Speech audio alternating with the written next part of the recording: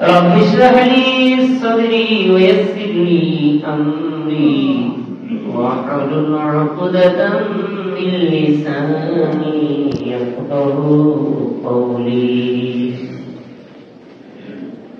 اللهم صل على محمد وعلى آل محمد كما صليت على إبراهيم وعلى آل إبراهيم إنك حميد مجيد اللهم بارك على محمد وعلى آل محمد كما باركت على إبراهيم وعلى آل إبراهيم إنك حميد مجيد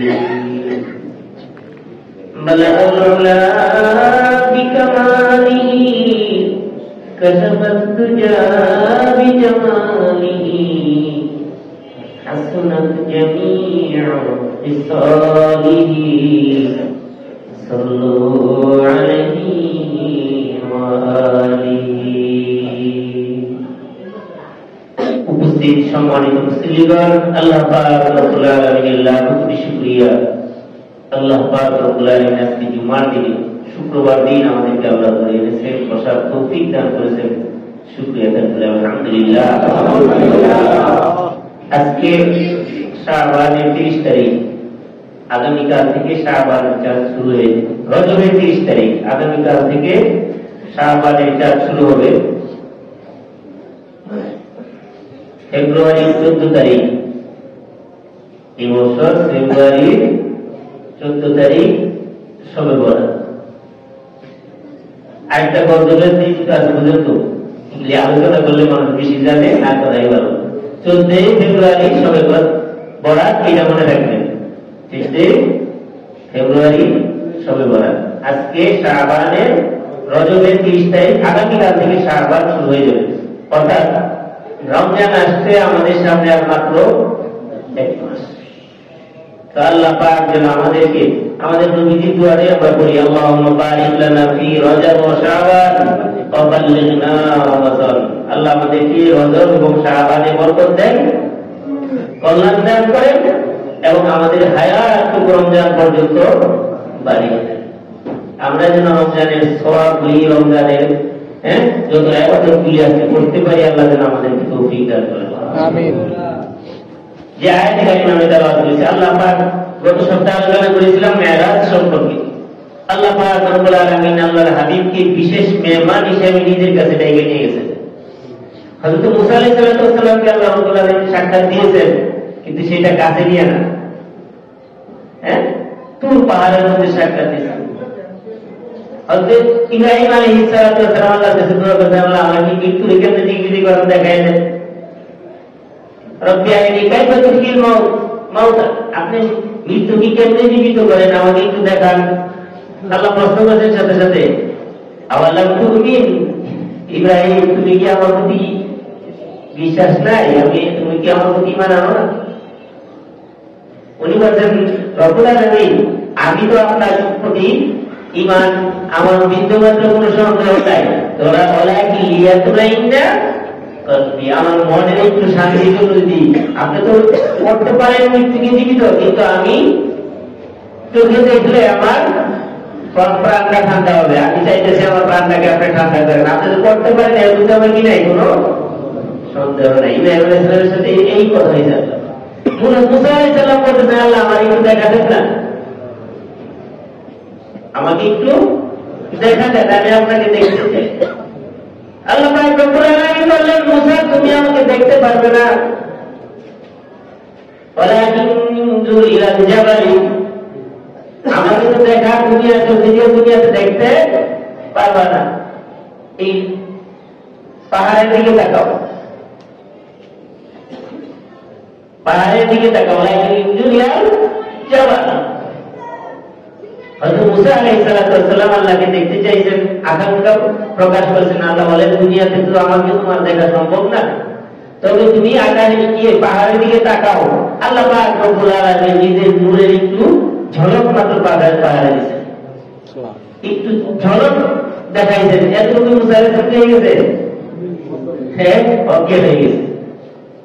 অন্য আলাইহিসসালামকে আল্লাহ পাক রব্বুল আলামিন ওহীর মাধ্যমে, ফেরেশতাদের মাধ্যমে ওহী পাঠাইছেন, সাক্ষাৎ হযরত মুসা আলাইহিস সালামের সাথে সাক্ষাৎ করেছেন। কিন্তু হযরত মুহাম্মদুর রাসূলুল্লাহ সাল্লাল্লাহু আলাইহি ওয়াসাল্লামকে দুনিয়াতে নয় বরং নিজের কাছে কি নিয়েছেন, আমন্ত্রণ করে দাওয়াত দিয়ে ডাকিয়ে নিয়েছেন। আমাদের নবীর মর্যাদা সব নবীর যে বেশি। আল্লাহ পাক রব্বুল আলামিন নবীদের মর্যাদা যেন পরস্পর মধ্যে পার্থক্য আছে, এটা কোরআনে কারিমে জানিয়েছেন। তিলকা রাসূল ফাদ্দালনা বা'দাহুম আলা বা'দ মিনহুম মান কাল্লামাল্লাহু ওয়া ফা'তাহুম দারাজাত। আল্লাহ রাব্বুল আলামিন বলেছেন, তিলকা রাসূল, আমি যে রাসূল পাঠাইছি এদের মধ্যে কি আছে, মর্যাদায় কম বেশি আছে, বেশি কম আছে। মিনহুম মান কাল্লামাল্লাহ, এখানে আল্লাহ বলেছেন এদের মধ্যে, রাসূলদের মধ্যে কারোর সাথে আল্লাহ কথা বলছেন, যেমন মুসা আলাইহিস সালাম সরাসরি কথা বলছেন। এবং তাদের মধ্যে কাউকে আল্লাহ রাব্বুল আলামিন উচ্চ মর্যাদা দান করেছেন। তার মধ্যে সর্বোচ্চ মর্যাদা আখেরি নবী মুহাম্মদুর রাসূলুল্লাহ সাল্লাল্লাহু আলাইহি ওয়াসাল্লামকে আল্লাহ রাব্বুল আলামিন সর্বোচ্চ মর্যাদা দান করেছেন। এই নবীর মর্যাদা যদি অন্যদিকে না হতো, যে সমস্ত আম্বিয়া আলাইহিস সালামকে আল্লাহ পাক ফেরেশতার মাধ্যমে কথা দিয়েছেন, কারোর সাথে কথা বলছেন। হযরত মুসা আলাইহিস সালামকে আল্লাহ নূরের তাজাল্লি দেখাইছেন, কিন্তু সরাসরি একেবারে কাছে গিয়ে কারোর সাথে কি করেন, সাক্ষাৎ করেন নাই। আমাদের আপনার নবী হযরত মুহাম্মদুর রাসূলুল্লাহ সাল্লাল্লাহু আলাইহি ওয়াসাল্লামকে আল্লাহ রাব্বুল আলামিন আরশে আজিমে ডাইকে নিয়ে গেছেন। সেখানে আল্লাহ পাক রব্বুল আলামিন দিদার করছেন আল্লাহর হাবিবকে কে দেখা দিয়েছেন। এটা আমার আপনার কথা নবী নিজে বলেছেন হাদিসের মধ্যে, রাআইতু রাব্বি আযজা ওয়া জাল্লা, আমি আমার প্রভুকে দেখেছি। কি বলছেন, আমি আমার প্রভুকে দেখেছি। তাহলে আমরা যে ঈমান আনি, আমি এই কথাটা আমি আরো আলোচনা করেছি যে আমরা যে ঈমান আনি আল্লাহর উপরে, আল্লাহর ফেরেশতাদের উপরে, কিতাবের উপরে, জাহান্নাম আখিরাত সব কিছু আল্লাহর হাবিবকে আল্লাহ রাব্বুল আলামিন সচক্ষে দেখায় দিয়েছেন। আর নবীজির দেখা মানে সমস্ত উম্মতের দেখার চেয়েও দামি। অতএব আমাদের কোনটা কিনা, আমাদের শুধুমাত্র শুনে ঈমান না, আল্লাহর হাবিব দেখা মানে আমাদের সকল উম্মতের চেয়ে বেশি এর দামি দেখা, সবচেয়ে বেশি দামি। কোরআনের মধ্যে আল্লামা শফি সাহেব রাহমাতুল্লাহ আলাইহি বলেছেন, নবীজিকে আকাশ ভ্রমণ করানোর আগে আল্লাহ রাব্বুল আলামিন আকাশের উপর হলো জান্নাত, ولقد رآه نزلة أخرى عند سدرة المنتهى عندها جنة المأوى। এই আয়াতে আল্লাহ রাব্বুল আলামিন বলেছেন, দুনিয়ার অর্থাৎ আসমান, দুনিয়ার উপরে যে আসমান, আসমানের শেষ সীমানা হলো সিদরাতুল মুনতাহা, শেষ জায়গা। আর ওই শেষ জায়গাটার মধ্যে জান্নাতুল মাওয়া অবস্থান করছে। ইনদাহা জান্নাতুল মাওয়া, অর্থাৎ আসমানের শেষ সীমাই জান্নাত, উপরের দিকে জান্নাত, আর জাহান্নাম হলো জমিনের নিচে। আল্লাহর হাবিবকে আল্লাহ রাব্বুল আলামিন উপরে নেওয়ার আগে জমিনের নিচে জাহান্নাম দেখায় গেছে। যেমন সূরা বনী ইসরাঈলের মধ্যে আল্লাহ রাব্বুল আলামিন বলেছেন, সুবহানাল্লাযী আসরা বিআবদিহি লাইলান মিনাল মাসজিদিল হারাম ইলাল মাসজিদিল আকসা আল্লাযী বারাকনা হাওলাহু লিনুরিয়াহু মিন আয়াতিনা ইন্নাহু হুয়াস সামিউল বাসীর। আল্লাহ রাব্বুল আলামিন বলেছেন, আমি মসজিদে আকসার চতুর্পাশে আমার নিদর্শন রেখে দিয়েছি আমার হাবিবকে দেখার জন্য, আমার হাবিবকে দেখার জন্য। অর্থাৎ আসমানের ভ্রমণের আগেই আল্লাহর হাবিবকে জাহান্নামে ভ্রমণ করাইছেন। অর্থাৎ জান্নাত সত্য, জাহান্নাম সত্য, আল্লাহ হাবিবকে আল্লাহ পাক সচক্ষে দেখাই দিয়েছেন। আল্লাহ হাবিবকে যখন আল্লাহ পাক রব্বুল আলামিন জাহান্নামের মধ্যে জাহান্নাম দেখাইতে নিয়ে গেছেন, হযরত জিবরাইল এবং হযরত মিকাইল আলাইহিস সালাতু ওয়াস সালাম দুইজন সাথে ছিলেন, সাথীরা তার সাথে হাঁটতেছে। এক জায়গায় সামনে গেছেন আল্লাহর হাবিব, জায়গায় কিছু মানুষ নিজের নখ গুলিয়ে, নিজের গাল গুলিয়ে আশ্রয় রক্তাক্ত করে ফেলতেছে। আর নখগুলি তো আমি নখ না, আমাদের মধ্যে লোক শক্ত, আমার মতো শক্ত লোক। নখ দিয়া নিজের চেহারার মধ্যে আশ্রয়, চেহারায় আশ্রয়। আল্লাহ নবী জিজ্ঞাসা করলেন সাথী থেকে অর্থাৎ হযরত জিবরাইল এবং মিকাঈলকে জিজ্ঞাসা করলেন এই মানুষগুলি এই সাজা কেন ভোগ করতেছে যে নিজের চেহারাকে নিজের নখ দিয়া রক্তাক্ত করতেছে, ক্ষত বিক্ষত করতেছে। এই মানুষগুলি দুনিয়াতে মিথ্যা কথা বলত, এই মানুষগুলি মৃত্যু কথায় কথায় মিথ্যা কথা বলতো, মিথ্যা বলতে তাদের কোন রকম দ্বিধা বুঝছিল না। আর আমাদের যুগে জানেন না বর্তমান অবস্থা কি, মিথ্যা বলতে পারলে বেশি দাম হয়ে যায়। হ্যাঁ, সত্য বললে এই মানুষটা সরল হয়ে যায়, বিশ্বাসী হয়ে যায়, দুর্বল হয়ে যায়। মিথ্যা বললে কি হয়? হ্যাঁ, মিথ্যা বললে খুব দাঁড়িয়ে যায়। আর এই মৃত্যুকে শাস্তি হলে জাহান্নামের শাস্তি হলে মৃত্যু দাঁড়িয়ে লোক দিয়ে নিজের চেহারার মধ্যে আঘাত করতে থাকবে। আল্লাহ হাবিব বলতেছেন মিথ্যা সব গুণা। দুনিয়ার এমন কোন গুণা নাই যেটা করলে আপনি মিথ্যা কথা ছাড়া বেঁচতে পারবেন। কারণ আপনি যখন চুরি করবেন, চুরি করি নাই কথা না বলতে হবে, মানুষ চুরি করবো। ডাকাতি করছেন, এখানে মিথ্যা কথা বলতে হবে। চুরি করছেন, মিথ্যা কথা বলতে হবে। সুদ, ঘুষ, যত রকমের গুণা আছে, যত রকমের গুণা আছে, ওই গুণাকে ডাকতে হলে কি করতে হয়? মিথ্যা বলতে হবে। সত্য কথা বলতে নিজের গোপন অবস্থা বেরিয়ে যাবে, গোপন অবস্থা বেরিয়ে যাবে। মিথ্যা দিয়া গুনাহ করার পরে মিথ্যা দিয়ে রাখবে। এই জন্য আল্লাহ হাবিব বলতেছেন আল কিযবু রাসুল কুল্লি খাতিয়া, সমস্ত গুনাহ মিথ্যা। কারণ আপনি যে গুনাহ, আমি আর আপনি যে গুনাহই করি না কেন, ওইটা মিথ্যা দিয়ে ডাকতে হয়, সত্য দিয়ে ডাকা সম্ভব। যদি সত্য কথা দিয়ে আমরা আমাদের জীবনের চরিত্রগুলি, আমাদের গোপন চরিত্রগুলি সমাজের কাছে পরিষ্কার করে দিতাম, সমাজ আমাদেরকে ঘৃণার চোখে দেখতো, এমনকি সমাজ আমাদেরকে সমাজযুক্ত করত। আমরা আমাদের বিবেককে জিজ্ঞাসা করি, আমি আপনি আমরা যে গুণাগুলি গোপনে করি, অথবা আমি যে গুণাগুলি করছি যেগুলি মানুষ জানে না, মানুষ জানে না, যদি আমার গোপন খবরটা মানুষ জানতো, আল্লাহ পাক রব্বুল আলামিন যদি আমার গোপনগুলি দুনিয়াতে পর্দা দিয়া ঢাকা না দিতেন, তাহলে সমাজে আমি আর আপনি মুখ দেখাতে পারতাম না, সমাজ আমাকে আপনাকে গ্রহণ করতো না, মাটির উপরে চলাই গিয়ে যেত, দুষ্কর হয়ে যেত। আল্লাহ পাক রব্বুল আলামিন কত দয়ালু দেখেন।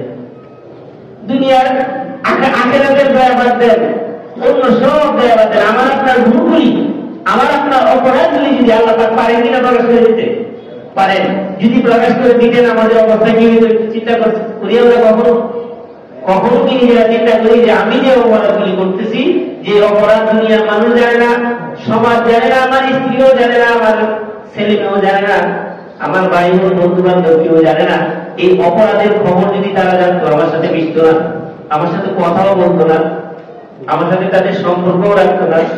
এমন গুরুতর অপরাধগুলি আল্লাহ রাব্বুল আলামিন আমার আপনার অপরাধগুলিকে আল্লাহ ডেকে রাখছেন কিনা, সমাজে গিয়ে প্রকাশ করে যদি দিতেন, তাহলে আমরা সমাজ চলতে পারতাম না। কত বড় দয়ালু আল্লাহ। এই জন্যই মান সাতারা মুসলিমান সাতারা আল্লাহু লাহু ইয়াওমাল কিয়ামাহ। দুনিয়াতে যদি আমরা কারো ভুল দেখে রাখি, কারো অপরাধ দেখার পরও যদি তাকে তার অপরাধটা প্রকাশ না করে অন্যের কাছে বলে না বেড়ায়, আমার ভুলগুলি দুনিয়াতে যেমন আল্লাহ দেখে রাখছেন, আখিরাতেও দেখে রাখবেন। মান সাতারা মুসলিমান, যে ব্যক্তি মুসলমানের ভুল যেগুলি হোক, এগুলি দুনিয়াতে কি করবে? বলে বেড়াইবে না। আল্লাহ পাক রব্বুল আলামিন কিয়ামতের ময়দানে হাসর পাশে দিকে তার ভুলগুলি গোপন রাখবেন কিনা? দুনিয়াতে যেহেতু আমার আপনার ভুল আল্লাহ ছাপায় রাখতেছেন, গোপন করে রাখতেছেন, আখিরাতেও রাখবেন। এই জন্য কোন রকমের হতাশ হতে নাই। আমরা যত বড় পাপী হই, আল্লাহ যদি মাফ করে দেয়, যদি উদ্দেশ্য আল্লাহ থাকে, দয়া হয়, তাই আবার আপনার সমস্ত পাপগুলিকে দুনিয়াতে যেমন আল্লাহ লুকায় রাখছেন, হাসরের ময়দানে আশরবাসীর সামনে সেই পাপগুলি দেখাইবেন না। দয়াময় আল্লাহ রাব্বুল আলামিন আমার আপনার সকল পাপগুলিকে মাফ করে দেওয়ার ইচ্ছা থাকলে কাউকে জানাইবেনই না, কাউকে জানাইবেনই না।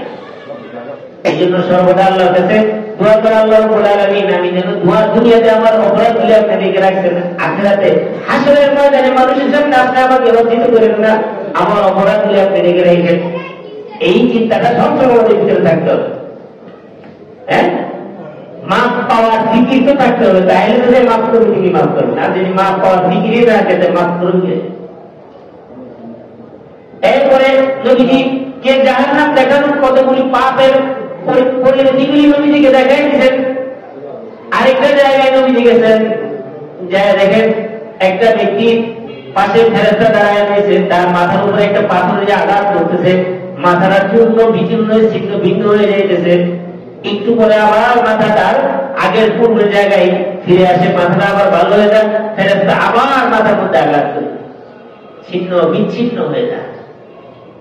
এবার নবীজি তার এই কষ্টের অবস্থা দেখে জিজ্ঞাসা করেন তার সাথীদের, কি জিবরাইল এবং মিকাইল এরা কারা, কি কারণে এদের এরকম শাস্তি দেওয়া হইতেছে? এবার হযরত জিবরাইল আমিন উত্তর দিচ্ছেন, এরা হলো ওই মানুষ দুনিয়াতে যারা, যাদেরকে আল্লাহ রাব্বুল আলামিন তাদের বেড়ের মধ্যে দ্বীনের বুঝ দিয়েছিলেন, কুরআন দিয়েছিলেন, হাদিস দিয়েছিলেন, আমল করার মতো জ্ঞান তাদের ছিল, কিন্তু তারা কি করতো না, আমল করতো না। যেহেতু জ্ঞানটা কোথায়? ব্রেনের মধ্যে আল্লাহ পাক জ্ঞান দিয়ে দিয়েছেন, সেই জ্ঞান অনুযায়ী আপনি চলি না, এক বিপরীত আমি চলতেছি। এই জন্য তার শাস্তিটা এরকম যে তার ব্রেনের মধ্যে, মাথার মধ্যে আঘাত করা হইতেছে, মাথা চূর্ণ বিচূর্ণ হয়ে যাইতেছে, আবার একত্রিত হইতেছে, আবার চূর্ণ বিচূর্ণ করতেছে পাথর মেরে মেরে। এরা হইল ওই ব্যক্তিগুলি যারা মধ্যে আল্লাহ পাক জ্ঞান দিয়েছিলেন, জ্ঞান কি করেন না, জ্ঞান অনুযায়ী আমল করেন নাই, এলেম দিয়েছিলেন, সে এলেম অনুযায়ী সে আমল করে নাই, এই জন্য তার এই সাজা, এই জন্য তার এই সাজা। আরেকটা শাস্তি দেখাইছেন আল্লাহ রাব্বুল আলামিন, আল্লাহ নবীকে দেখাইছেন যে ফেরেশতা একটা মানুষ রক্তের নদীর মধ্যে, রক্তের সাগরে ভাসতেছে, সাঁতার কাটতেছে, সাঁতার কেটে কেটে অনেক কষ্টের পরে যখন সেই কিনারায় আসে, কিনারায় আসার পরে ফেরেশতা তার মাথার মধ্যে আবার পাথর দিয়ে আঘাত করে সে অনেক দূরে চলে যায়, রক্তের সাগরের অনেক দূরে চলে যায়। সেখান থেকে আবার আস্তে আস্তে আস্তে আস্তে কষ্ট করছে করে আবার কিনারে আসে, আবার পারে। নবীজি জিজ্ঞাসা করলেন, এই ব্যক্তিগুলি কারা, তাদেরকে এরকম কঠিন শাস্তি কেন দেওয়া হয়েছে? হযরত জিবরাইল বলেন, ইয়া রাসূলুল্লাহ, এই ব্যক্তিগুলি দুনিয়াতে সুদ খাইতো, মানুষের রক্ত শোষণ করত। সুদ মানে কি বলতো? সুদ মানে রক্ত শোষণ করা, রক্ত শোষণ করা। এই জন্য রক্তের সাগরের মধ্যে কিয়ামতের ময়দানে জাহান্নামের মধ্যে বাঁচতে হবে। যখনই কিনারে আসবে আবার আঘাত করা হবে, যখনই কিনারে আসবে আবার আঘাত করা হবে। আল্লাহ রাব্বুল আলামিন, আল্লাহ পাক রব্বুল আলামিন কোরআনে কারিমে সুদ সম্পর্কে বলতেছেন, ইমাহাকুল্লাহু রিবা ওয়া ইউরিদুস সাদাকাত। আল্লাহ রাব্বুল আলামিন সুদকে ধ্বংস করে দেন এবং দানকে বাড়ায় দেন, দানকে বাড়ায় দেন।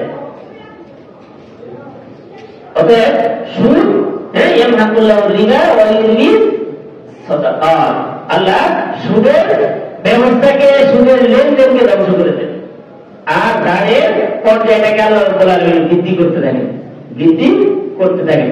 এইভাবে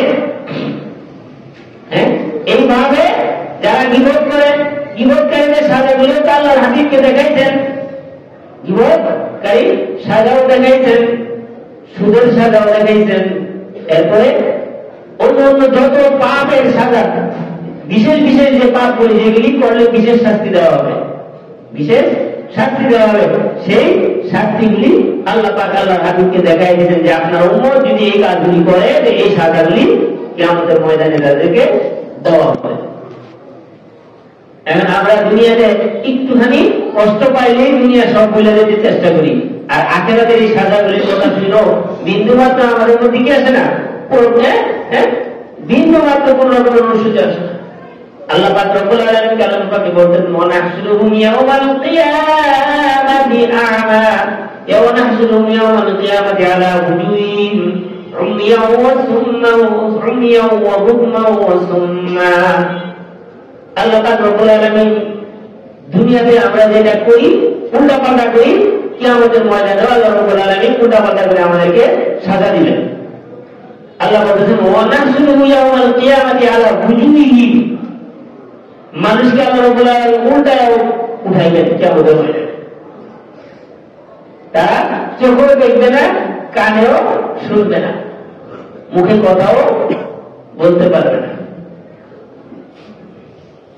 অন্য একটা আয়াতের মধ্যে আল্লাহ বলেছেন, আসুনি আমার কিয়ামতি আমা, তাদেরকে আমি অন্তর করে কিয়ামতের ময়দানে উঠাইব।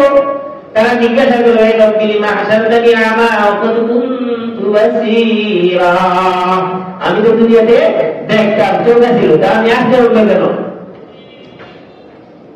এই আয়াতে বলতেছেন যে আমি তাদেরকে উল্টা উল্টা অর্থাৎ দুনিয়াতে আমরা পাও দিয়ে চলি আর হাসরের ময়দানে কি দিয়ে চলতে হবে? মাথা দিয়া। বুঝে আসে না না? মাথা দিয়ে আবার হাঁটে কেমন? যে আল্লাহ পাও দিয়ে হাঁটাইতে পারেন ওই আল্লাহ হ্যাঁ মাথা দিয়েও হাঁটাইতে পারেন কিনা? আমরা যারা ইন্টারনেট অথবা টিভি সংবাদ দেখি আপনারা বুঝতে পারবেন মহাকাশে যখন মানুষ যায় যেখানে কি নাই আকর্ষণ নেই, যেমন দুনিয়াতে যেমন আমরা কোনো কিছু ফালাইলে উপর থেকে নিচে দিয়ে পড়ে, হ্যাঁ যখন এই শক্তিটা পার হয়ে উপরের দিকে উঠে যায় তখন উপরেও যায় না নিচেও যায় না, সাইডেও যায় না, হ্যাঁ দক্ষিণ পূর্ব পশ্চিম উত্তর দক্ষিণ কোনো দিকে যাইব না। যেখানে যে জিনিস রাখবেন হ্যাঁ মহাশূন্যের মতো ওইখানে অধিপত থাকবে। মহাশূন্যের মানুষগুলি কেউ ঠেকে উপর দিয়ে মাথা নিচে দিয়েই চলতেছে, কোনো সমস্যা নেই। কারণ পৃথিবীর আকর্ষণ শক্তি কি হয়ে গেছে? মানুষ বাইরে চলে গেছে। আমরা পৃথিবীর আকর্ষণ শক্তির কারণে মাটির দিকে পা দিয়ে আমরা উপর দিয়ে মাটির উপরে হাঁটতে পারতেছি, মাটির উপরে হাঁটতে পারতেছি। এখন যে আল্লাহ মাটির উপরে পা দিয়ে হাঁটাইতে পারতেছেন ওই আল্লাহ আবার কি করবেন? মাথা দিয়েও হাঁটাইতে পারবেন কিনা? হ্যাঁ এটা তো দুনিয়ার মানুষের মহাকাশে গেলে দেখতে পারে যে মাথা দিয়ে চলতেছে, উপর নিচের দিকে মাথা দিয়ে সে সামনে যাইতেছে পিছিয়ে যাইতেছে।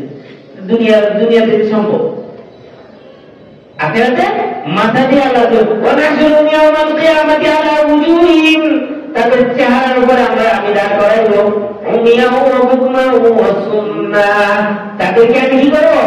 হ্যাঁ অন্ধ হয়ে মুখেও কথা বলতে পারবে না, কানেও শুনতে, কারণ এই তফসিলের মধ্যে আছে এই বিষয়টা কেন হবে? দুনিয়াতে যারা আমরা উল্টা পাল্টা চলছি, আল্লাহ বলছে তুমি উত্তর দিকে যাও আমি গেছি দক্ষিণে, আল্লাহ বলছে তুমি নিচে যাও আমি গেছি উপরে, আল্লাহ বলছে উপরে যাও আমি গেছি নিচে। আমরা উল্টা পাল্টা চলছি, এই জন্য কি আমাদের ময়দানে আমাদেরকে উল্টায় দিবেন, সবকিছু উল্টায় দিবেন। যারা দুনিয়াতে উল্টা পাল্টা চলবে আল্লাহ উল্টা পাল্টা করে দিবেন।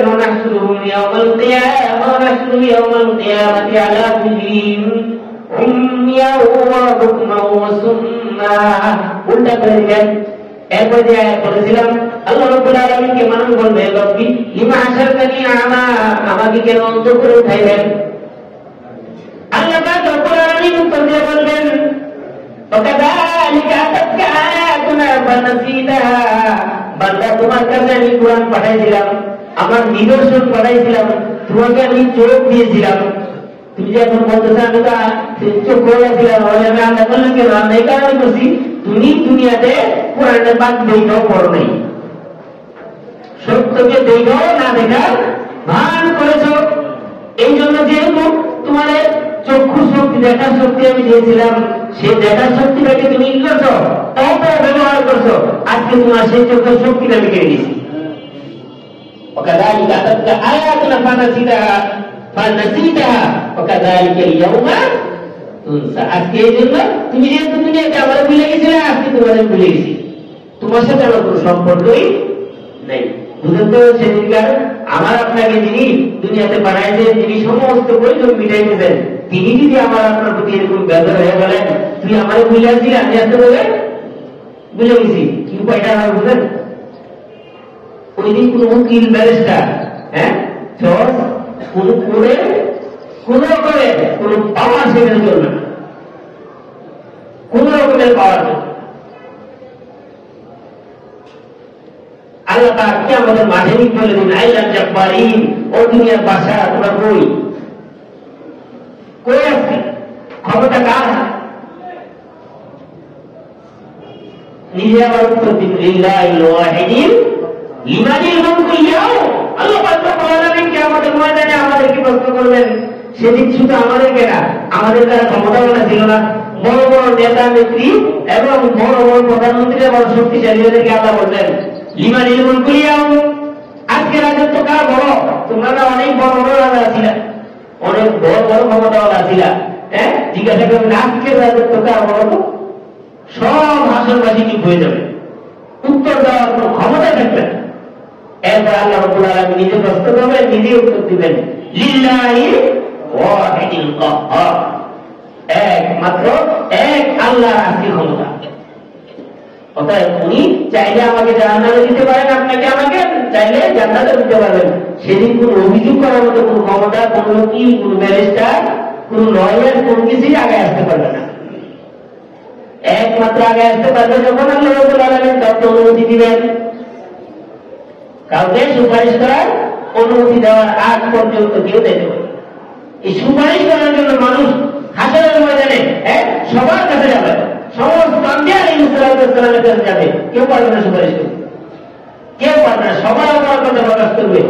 সুপারিশ করার ক্ষমতা আজকে নাই, কারণ আল্লাহ কি বলছেন, লিমানিল মুলকু লিল্লাহিল ওয়াহিদুল কাহ্হার। এই কাহ্হার নামে আল্লাহ তাকে এই নামের সিফাতটা শুধু একদিনই কি করবেন, প্রকাশ করবেন। এই নামটা এটা এত প্রচন্ডতা আসবে, আল্লাহ পাক যখন রাগের মাথায় থাকবেন, গুসার অবস্থায় থাকবেন, কোন নবী কোন আম্বিয়া সুপারিশ করার ক্ষমতা রাখবে না। তারা নিজেরাই সবাই ব্যস্ত হয়ে যাবে, সবাই হাসরবাসী ব্যস্ত হয়ে যায়, সবাই বলবে আমাদের জন্য কি করেন না সুপারিশ, কেউ করবে না, কেউ করারই সাহস পাবে না। এমনকি হাসর কিতাবের মধ্যে আছে, হাসরের ময়দানে আমরা যখন এরকম অস্থির হয়ে যাবো মানুষ, আল্লাহ কাছে পানা চাইবে, আল্লাহ আমাদেরকে জাহান্নামে দিয়ে দেন, তবু এই যে হাসরের ময়দানে কি আযাব থেকে বাঁচান আমরা পারতেছি না। আর সেটা কতদিন জানেন, দুনিয়ার এই কয়টা দিন একটু কষ্ট হলে আমরা অস্থির হয়ে যাই না, শুধু হাসরের ময়দানে কষ্টটা 50,000 বছরের সমান হয়ে দুনিয়া।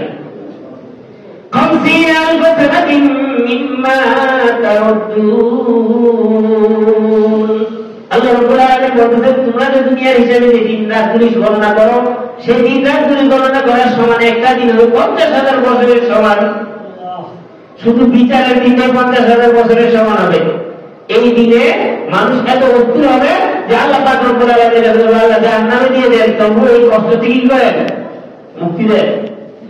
কারণ কি জানেন, কারণ মানুষ যখন জানে না তার ঠিকানা কি, তার কষ্ট বেশি হয়। হ্যাঁ, সেই হাসরের ময়দানে এমন হবে কেউ জানবে না আমি কি জান্নাতি না আমি জাহান্নামী। তখন পেরেশানিটা কয় দিকে, একদিকে সামনে হইতেছে, আরেকদিকে পেরেশানি, আমি কি মাপ পাইবো কি মাপ পাইবো না। এই জন্য মানুষ বলতে পেরেশানি থেকে আমাদেরকে বাঁচান, পেরেশানি থেকে আমাদেরকে বাঁচান, দরকার হলে জাহান্নামে দিয়ে দেন, তবু আজকে কষ্ট থেকে বাঁচান। সমস্ত আম্বিয়া আলাইহিসসালামের কাছে যখন মানুষগুলো আবেদন করবে, কেউ আবেদন গ্রহণ করবে না। সর্বশেষ আখির নবী মুহাম্মদুর রাসূলুল্লাহ সাল্লাল্লাহু আলাইহি ওয়াসাল্লামের কাছে যাবেন, উনিও সরাসরি সুপারিশ করে দিবেন না। বুঝলেন নাই কেমন দিকটা বুঝাইছে তো, আল্লাহ লিল্লাহিল ওয়াহিদিল কাহ্হার। সেদিন এত কঠিন হবে যে নবীও সরাসরি আল্লাহর কাছে কি করবেন না, সুপারিশ করবেন না, সেজদায় পড়ে যাবেন।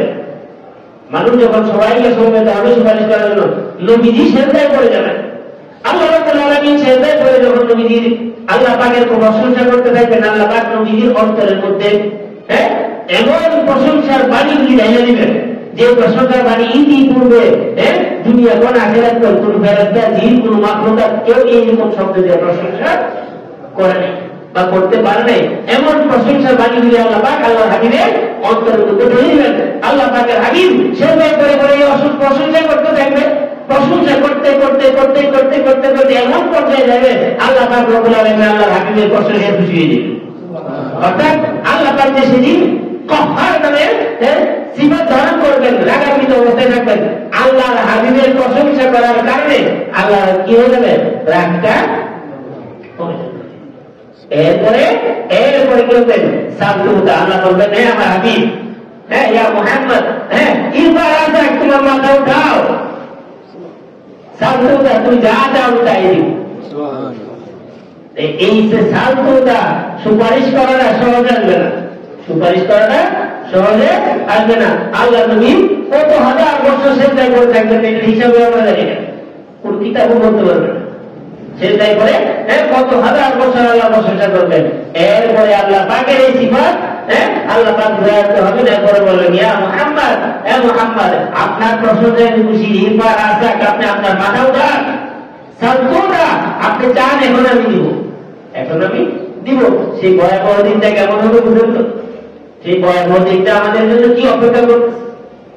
সেদিন হিসাব কত কঠিন হবে, সেদিন আমার আপনার হিসাব, যেদিন هل أتاك حديث الغاشية وجوه يومئذ خاشعة عاملة ناصبة تصلى نارا দানিয়া তুসকা মিন আইনিন আনিয়া লাইসা লাহুম তাআমুন ইল্লা মিন দারিক লা ইউসমিনু ওয়া লা ইউগনি মিন জু। এখানে আল্লাহ কি বলেছেন, হাল আতাকা হাদিসুল গাশিয়া, তোমাদের কাছে কি কিয়ামতের খবরটা আসে নাই? বুজুহু ইয়াওমাইযিন খাশিয়া, আল্লাহ রাব্বুল আলামিন এখানে দুই ধরনের চেহারার কথা বলতেছেন। সেদিন হাসরের ময়দানে কিছু মানুষের চেহারাগুলি থাকবে ভয়ানক, ভয়ে প্রকম্পিত থাকে। বুজুহু ইয়াওমাইযিন খাশিয়া আমিলাতুন নাসিবা তাসলা নারান হামিয়া, তাদেরকে জাহান্নামের আগুন দিয়ে পোড়ানো হবে। তুসকা মিন আইনিন আনিয়া, গরম পানি দেওয়া হবে, ঠান্ডা পানি না, শরবত। এরপরে জাহান্নামের একটা খাদ্য, এছাড়া আপনার খাদ্য থাকবে না। ওই খাদ্য এমন হবে যে খাদ্য দ্বারা আমাদের পিপাসাও মিটবে না, আমাদের ঘুরাও মিটবে না। জাহান্নামের শাস্তি এত কঠিন হবে যে আল্লাহ বলছেন তাদের চেহারাগুলি ভয়াক্ত থাকবে, তাদেরকে গরম পানি জাহান্নামে দেওয়া হবে।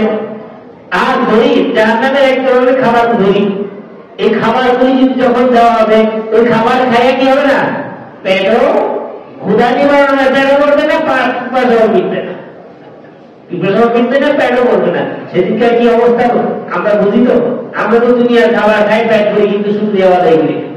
আর জাহান্নামের খাবার এমন খাবার দেবে যে খাবার খেলে পেটও করবে না, পিপাসাও মিটবে না। কত কঠিন! এরপরে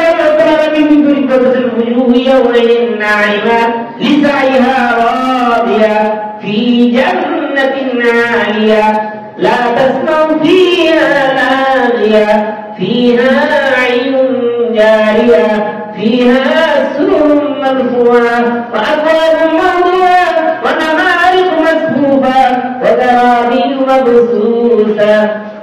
এরপরে আল্লাহ আরেকটা কথা বলছেন, একটা কথা বলছেন তাদের চেহারাগুলি ভয়ানক থাকবে, আরেকটা কথা বলছেন উজুহু ইয়াওমাইযিন নাইলা, আরেক দলের চেহারা থাকবে উজ্জ্বল, খুশি থাকবে, আনন্দিত থাকবে। আরেক দলের চেহারা উজুহু ইয়াওমাইযিন নাইলা লিসাইয়া রাদিয়া, তারা যে চেষ্টা দুনিয়াতে এটা করছে এটার প্রতি আল্লাহ কি থাকবে, সন্তুষ্ট থাকবে। আল্লাহ সন্তুষ্টির কারণে তাদের চেহারাগুলি ঝলঝল করতে থাকবে, আনন্দ উত্তেজিত হতে থাকবে।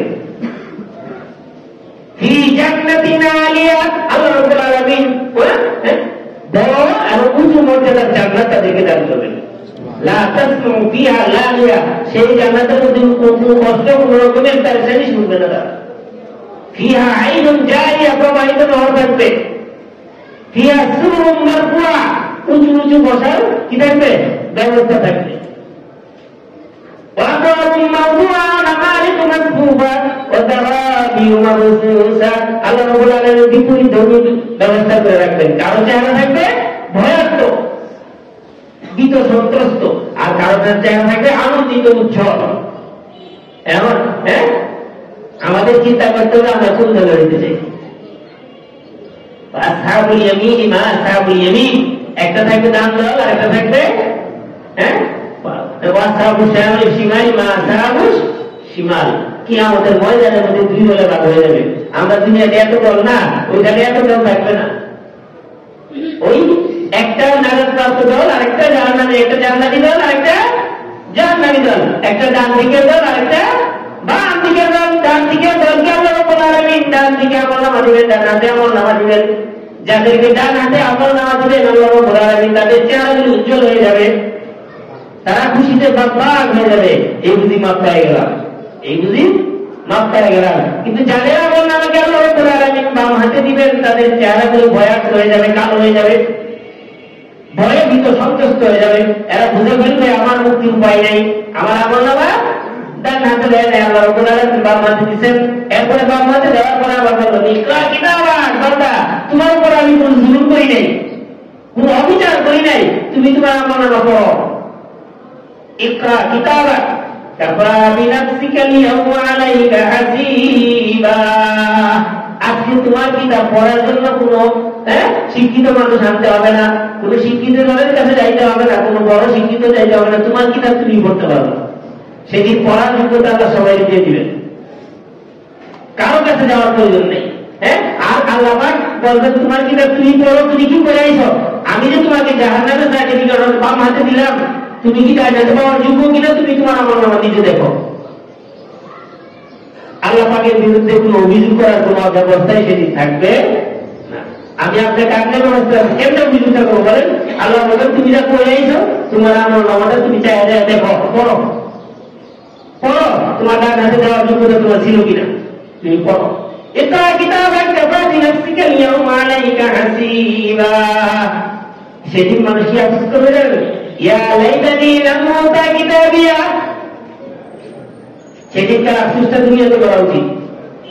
ইয়া লাইতানি লাম উতা কিতাবিয়া। সেদিন মানুষ আফসোস করে আল্লাহ রাব্বুল আলামিনের দরবারে বলবে আমার এই কিতাবটা যদি আল্লাহ আমার না দিতেন। বলেন দিবেন কিনা? উপায় আছে না দিয়া? গ্রহণ না করে উপায় নাই। সেদিন মানুষ আফসোস করবে, 9টা আফসোস করবে কিয়ামতের ময়দানে মানুষ। এই 9টা আফসোসের মধ্যে একটা আফসোস হইয়া ইয়া লাইতানি লাম উতা কিতাবিয়া। আল্লাহ যদি আমাকে এই কিতাব দেয়, অর্থাৎ আমার আমলনামা যদি আমার না দেখাইতেন, আমার আমলনামাটা আমাকে না যদি দেখাইতেন, তাহলে তো আমি আজকে মাফ করে দিতাম, বেঁচে দিতাম। আমার আমলনামা আমি যা করেছি আমি মাফ করানোর পর রেখে আসি নাই দুনিয়া থেকে তৈরি করে আসি নাই। অতএব নিজের আমলনামা করে মানুষ নিজে হতাশ হয়ে যাবে। হ্যাঁ, কারো কাছে পরিচয় দেওয়ার, কারোর কাছে সুপারিশ করার সাহসই করবে না, কারণ সে নিজে বুঝতে পারবে আমি কত বড় অপরাধী। অপরাধী যখন বুঝতে পারে আমি কত বড় অপরাধী, সে কিন্তু আর কারোর কাছে সুপারিশ করতে চিন্তাও করে না, কারণ সে বুঝে যে আমি তো নিজেই অপরাধ করছি। এখন কেমনে কোন মুখে আরেকজনকে সুপারিশ করার কথা বলবো? এই জন্য সেদিনকার একটা আফসোসের 9টা আফসোসের মধ্যে একটা আফসোস থাকবে ইয়া লাইতানি লাম উতা কিতাবিয়া। আমাকে যে আমার আমলনামা যদি আল্লাহ আমার না দিতেন। আরেকটা আফসোস হলো ইয়া লাইতানি লাম আত্তাখিয ফুলানান খলিলা। হ্যাঁ, আমার দুর্ভাগ্য আমি যদি বলে বন্ধু করা করতাম, এই বন্ধুরাই আমার কি আছে জাহান্নামে নিয়ে আসে। কারণ এর সাথে না করলে আমার এই আমলনামাটা এই পথে এত ভারী হইত না। সেদিন বুঝতে পারবে, বন্ধুর জন্য আফসোস করবে। হ্যাঁ,